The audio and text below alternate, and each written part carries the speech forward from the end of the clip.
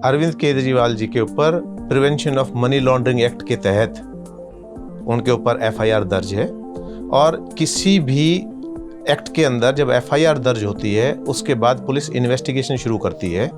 Investigation के उसके कुछ सवाल जवाब होते हैं, पहले बुलाया जाता है, उससे सवाल जवाब किए जाते हैं। जब संतोषजनक जवाब नहीं मिलते या उनमें से कुछ ऐसा मिलता है कि सबूत मिलने की गुंजाइश होती है, तब उस व्यक्ति को अरेस्ट किया जाता है।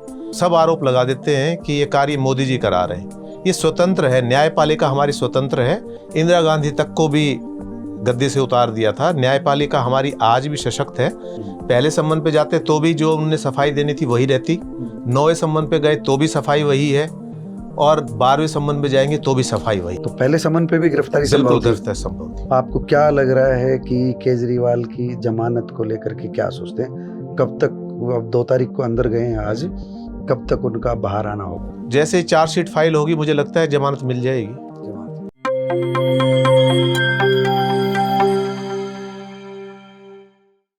दोस्तों, सादर अभिवादन। मैं हूं महेश कुमार वैद्य और आप देख रहे हैं एनजेपी इंडिया। साक्षात्कार की कड़ी में आज हमारे साथ खास मेहमान हैं एडवोकेट रणजीत सिंह यादव। आपका स्वागत है। वकील साहब, आज हमने आपको इसलिए तकलीफ दी है कि आज 2 जून को जैसा कोर्ट का आदेश था, आज अरविंद केजरीवाल फिर जेल चले गए हैं।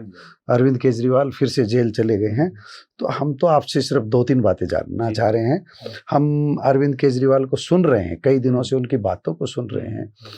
अरविंद केजरीवाल का कहना है कि ऐसा कानून बना दिया गया है कि जमानत अदालत भी नहीं दे सकती, उसमें बंदिश है, कानून में बंदिश है, इस कारण मुझे वो नहीं मिल रही, नहीं तो हेरा फेरी 1 रुपए की भी नहीं है।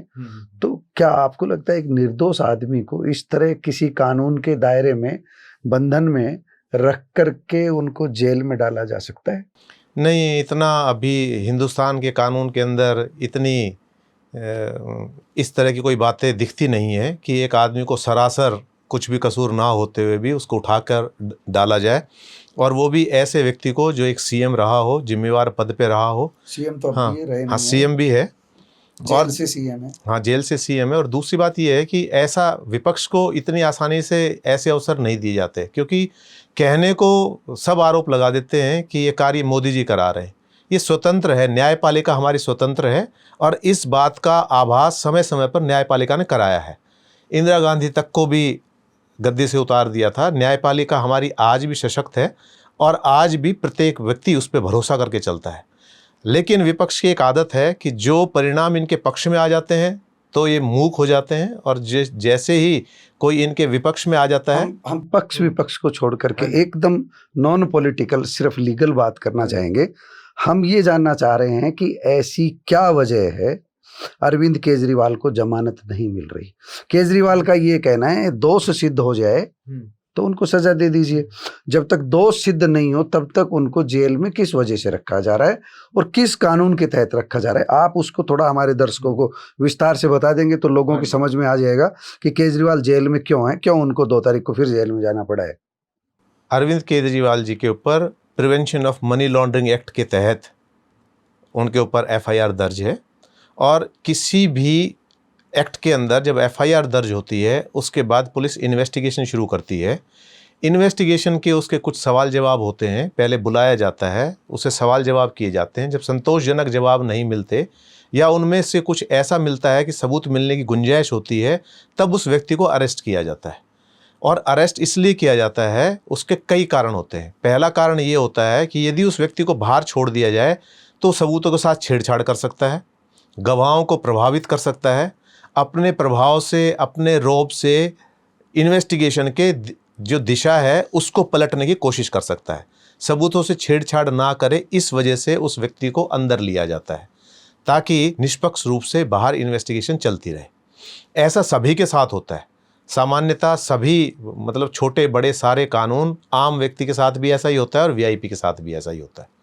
यहाँ भी ऐसा ही हुआ है। केजरीवाल जी एंट्रिम जमानत पर आए हैं यहाँ बाहर कुछ समय के लिए, एक निश्चित समय अवधि के लिए सुप्रीम कोर्ट ने जमानत दी है। उसके बाद उनको सरेंडर करना ही है स्वाभाविक रूप से।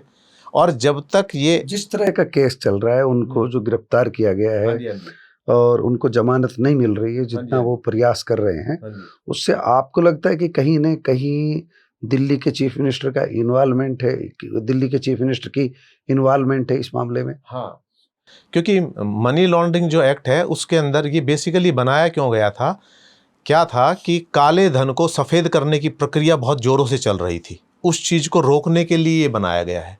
और ये जो सारी प्रक्रिया थी, ये जिस तरह के आरोप इन पे लगे हैं उसमें यही था कि काले धन को सफ़ेद में कन्वर्ट करने की बात थी। तो इसी एक्ट के तहत उनके ऊपर आरोप लगे हुए हैं। लेकिन जब तक दोष सिद्ध नहीं हो तब तक जेल में रखना, मान लीजिए मुकदमा लंबा चला, जांच लंबी चली और तब तक किसी व्यक्ति को जेल में ही रहना पड़ता है, तो इतनी स्वतंत्रता का हनन नहीं है ये किसी व्यक्ति की? इतनी लंबी समय अवधि तक कोई नहीं रहेगा। जैसे ही ये चार्जशीट फाइल हो जाएगी इनको बाहर निकाल दिया जाएगा। ये तो केवल जब तक इन्वेस्टिगेशन चल रही है, जब तक अच्छा, चार्जशीट में जितनी देरी होगी, हाँ, उतने ही दिन उनको रहना, उतने दिन मैक्सिमम मेरे हिसाब से, जब तक जैसे ही चार्जशीट फाइल हो जाएगी, क्योंकि चार्जशीट में अपने आरोप प्रत्यारोप जो लगाने होंगे पुलिस लगा चुकी होगी, इन्वेस्टिगेशन उनकी पूरी हो जाएगी, उसके बाद कोर्ट का मामला रह जाएगा।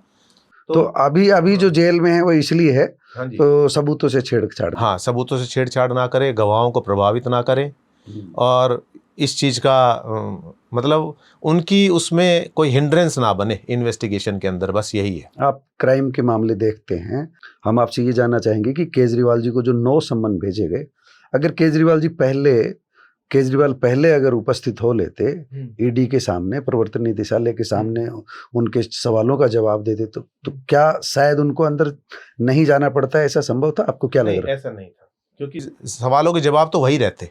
पहले सम्मन पे जाते तो भी जो उन्हें सफाई देनी थी वही रहती, 9वें सम्मन पे गए तो भी सफाई वही है, और 12वें सम्मन पे जाएंगे तो भी सफाई वही। तो पहले सम्मन पे भी गिरफ्तारी संभव थी, तो गिरफ्तारी से बचने के लिए नहीं जा रहे? हाँ जी, वो अपना कुछ एक सिंपैथी गेन करने के लिए, और दूसरा सम्मन के अंदर कि ये कमी है, वो कमी है, ये बताए वो बताए, इन छोटी छोटी चीज़ों को लेकर वो अपना पक्ष रखना चाह रहे थे। वो ये जताना चाह रहे थे कि हम अपनी जगह सही है, ये, और समय भी ले रहे थे। हो भी सकता है इसमें कई बार क्या होता है, हम समय लेते हैं चीज़ों को एडजस्ट करने के लिए, व्यवस्थित करने के लिए, तो 9 सम्मन की देरी ऐसा भी माना जा सकता है कि केजरीवाल अपने चीज़ों को व्यवस्थित करने में भी लग रहे हों, ऐसा भी हो सकता है, वरना पहले सम्मन पे भी जा सकते थे।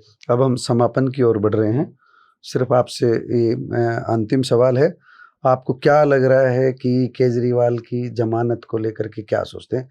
कब तक, अब 2 तारीख को अंदर गए हैं आज, कब तक उनका बाहर आना होगा? जैसे चार्जशीट फाइल होगी मुझे लगता है जमानत मिल जाएगी। आपका बहुत बहुत धन्यवाद वकील साहब।